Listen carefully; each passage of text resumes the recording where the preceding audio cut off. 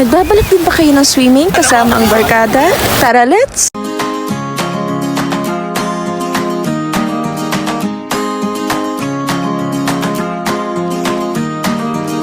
Hi guys! So for today's video nga ay isi-share ko sa inyo yung mga naging ganap nung last swimming namin kasama ng mga high school barkada ko. So dito nga kami napadpad sa may San Juan, Laia, Batangas. So ayun guys, papasok kami sa may parking area ng resort. And bago nga pala yan guys, meron kayo madadaanan na maniningil sa inyo para sa ecological fee na 20 pesos each. And just sa passway guys, may bayad dyan na 150 pesos. So dito nga pala kami nagstay sa The New Lola Beach Resort.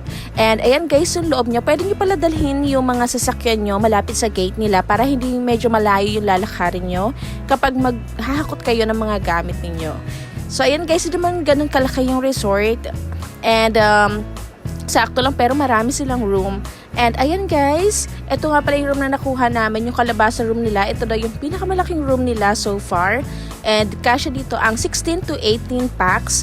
And this is for 18,000 pesos pag holiday and weekend. So meron silang lutuan diyang sarili, may terrace, and meron silang long table, meron din silang ref. Guys, na medyo malaki, marami din kayong malalagay sa loob. And mag-room tour pala tayo guys. So ayan na nga. Pagpasok sa room, ayan na ang CR. So, hindi mo siya ganun kalaki, pero nandiyan lahat na kailangan yung may shower and may bidet.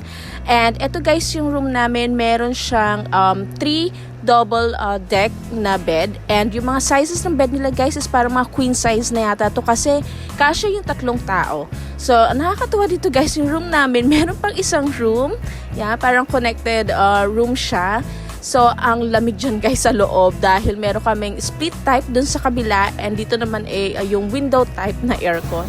So, ayan guys, and meron din silang complimentary wifi. Kumuha din pala kami guys ng isa pang room na good for 2 packs. Kubo style siya. Ito naman ang kanilang sigarilyas room. 4,500 yan pag holiday and weekend. So ayun na nga guys, meron din sila dito mga common sinks, CR, ihawan, and lutuan guys. So kung puno kayo doon sa sarili nyong lutuan, pwede kayo magluto dyan, free lang, walang extra charge. And pahihiramin din pala nila kayo guys ng mga panluto.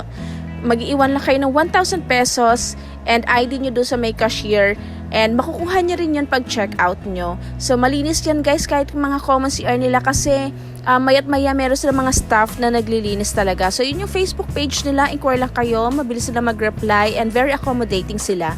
So after nga namin mag-set up dun sa room, mag-ayos sa mga gamit namin, ayan na, nag-bonding na kami dyan sa tabing dagat. And ayun yung sun nila guys, pag tirik na tirik yung araw, pero pag hindi, medyo grayish siya. Habang nag-chill-chill nga dyan, niyaya ko nga si Bri and si V na pumunta doon sa may bandang dulo kasi wala masyadong tao doon. And naglalakad-lakad na nga kami dyan. Ayan, si Toasted Siopaw, sobrang cute. Bilog na bilog. Alam nyo ba guys na yung mga classmate ko is from first year high school, year 2000 yon hanggang fourth year high school, magka-classmate na talaga kami. So yung samahan namin talagang solid na, kilala ng isa't isa, wala nang pikunan kapag nagbibiruan, swak na swak talaga. And nagkikita-kita pa rin kasi kami guys kahit na nung graduate na kami nung high school. So hindi natigil talaga yung samahan.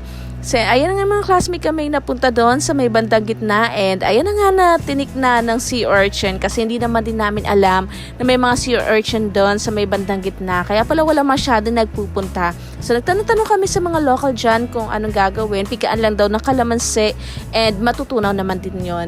Pa nga nakakatuwa guys dahil may mga kasama na rin kami ngayong mga maliliit, yung mga chikiting namin.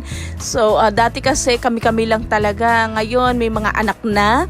And nakakatuwa kasi pati sila nakaka-build na rin sila ng friendship. So sabi nga namin, hanggang paglaki na nila to, every year na talaga namin tong gagawin dahil bonding na kasi talaga din namin to and pati sila. So kinabukasan na nga to guys, ang check-out namin is 12 noon and ang dami pa naming food na natira. So nag-decide na nga kami na lutuin na lahat yon.